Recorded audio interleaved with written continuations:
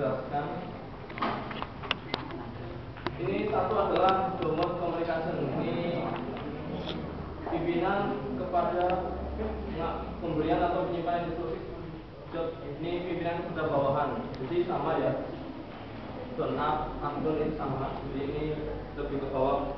Bahwa domain communication adalah berfungsi untuk memberikan penjelasan atau deskripsi, job deskripsi dari pimpinan kepada bawahan, dan harus jelas deskripsi job itu harus jelas bahwa otoritas kewenangan kemudian kewajiban yang harus dilaksanakan pada suatu seseorang dalam melaksanakan kerja dalam suatu organisasi itu harus jelas. Jadi tidak ada perebutan kewenangan, tidak ada suatu pekerjaan yang terlupakan, tertinggalkan karena suatu perdebatan itu bukan milik saya, itu bukan tanggung jawab saya. Itu sangat penting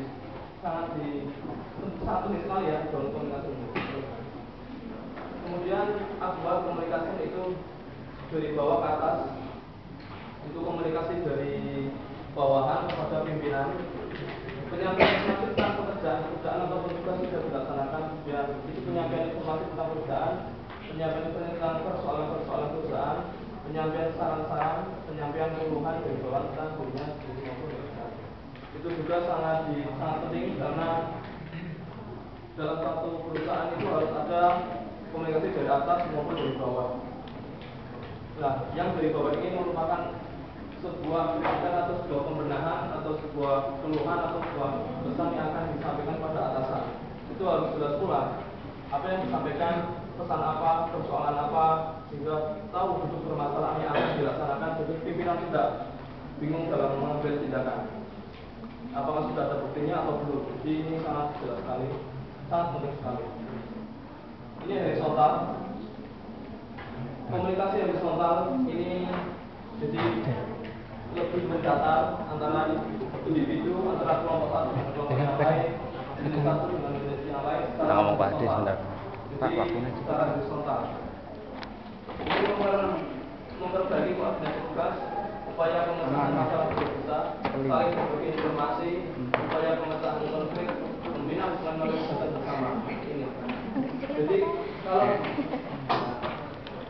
kita dari atasan bahwa fungsi komunikasi dengan integritas atau memberikan suatu kesatuan, itu harus ada suatu komunikasi juga ini. Ditambah lagi diagonal, sampai tadi diagonal ke atas, ke bawah, ke atas, kemudian horizontal, satu sama lain antara individu dan individu yang lain. Ini membentuk suatu kesatuan atau integritas dan suatu organisasi yang dapat dipahami. Ini yang hambatan komunikasi dan kiat menghadapinya. Menurut Van Belo dan Fergus Van Balen, hambatan-hambatan yang menyebabkan komunikasi tidak efektif ini yang pertama adalah status efek. Status efek. Apa itu status efek? Bahwa status efek ini efek dari status, efek dari status atau efek dari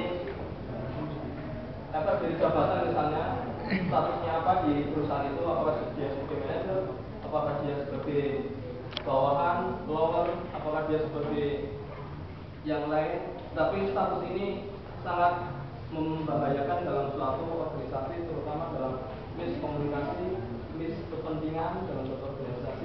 Karena sosial yang dimiliki manusia begitu berbeda satu sama lain. Ini karena status ya, karena mungkin dalam suatu organisasi ini tertentu pasti tidak lepas dari status atau jabatan. Kalau tidak dipahami antara satu orang dengan yang lain, pasti akan menyebabkan suatu perbenturan atau kepentingan oleh individu terhadap suatu jabatan tertentu yang jadinya tidak mencapai suatu integritas, malah suatu perusahaan yang tidak.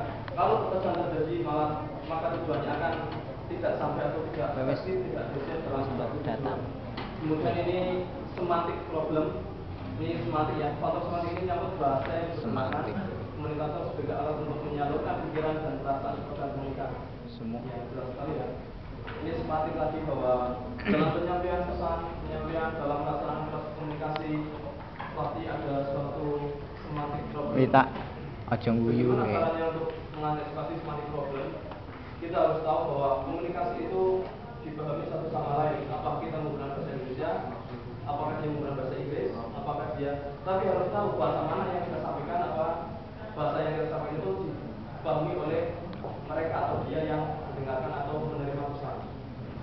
Kemudian perceptual distortion.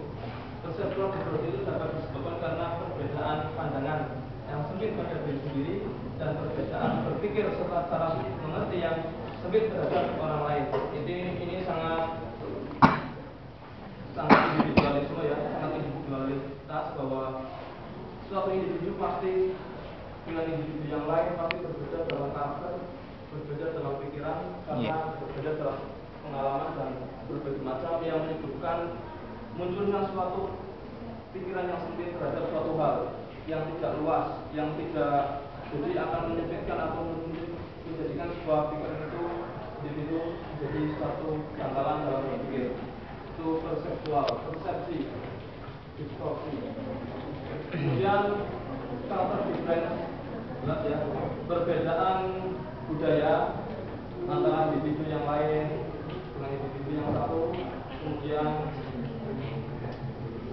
jadi sangat memberikan sangat berbeda yang lain. Kemudian ada fisik, distortion, kemudian for choice, kemudian no feedback. Ini yang menghadapi hambatan komunikasi, melakukan pendekatan yang berpusat pada audiens. Oke, Mas Bro. Melakukan pendekatan yang berpusat pada audiens atau pada kondisi ini harus berdekat, harus mengerti pada audiensnya atau lawannya, bagaimana caranya mengatasi masalah komunikasi itu. Kemudian mengembangkan iklim komunikasi yang terbuka. Yang terbuka tidak tertutup, tidak membedakan satu sama lain antara individu lain, antara individu lain atau kelompok yang lain. Komitmen untuk berkomunikasi secara etis, ya, secara etis. Kemudian menggunakan pesan singkat dan efek. Itu yang mungkin saya bisa jelaskan tentang komunikasi dalam organisasi, tentang hambatan-hambatan dan kiat yang menghadapi hambatan-hambatan itu. Saya kira cukup sekian dari saya. Assalamualaikum warahmatullahi wabarakatuh.